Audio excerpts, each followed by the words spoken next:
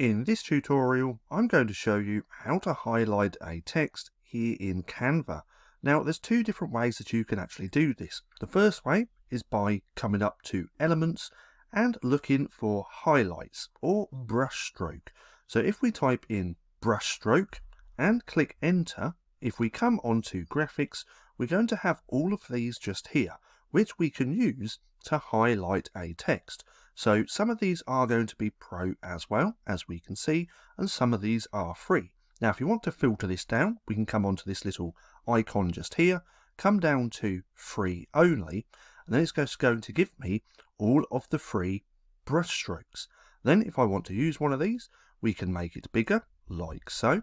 Then we can actually click on here, position this to the back, like so it's behind the writing, and then we can highlight this to any color that we want. Let's go with yellow. So that's one way that we can do this, by using graphics here on Canva. We can use brush stroke, and I'm presuming if we type in highlight, click enter, we're also going to get very similar things. So that's the first way that we can actually create highlights on our text here in Canva.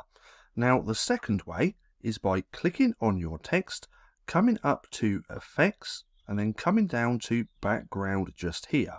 If we click on here, in fact, let's just move this over. Let's just delete that. Let's put that back like so.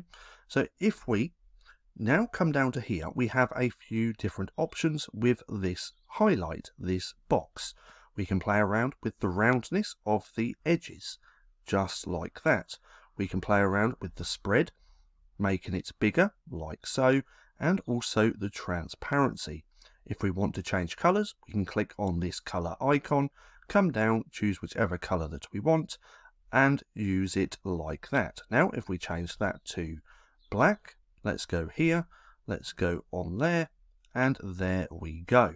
So that's two different ways on how you can highlight text here in Canva. Now, for more bite-sized Canva tutorials, click right here and watch this playlist.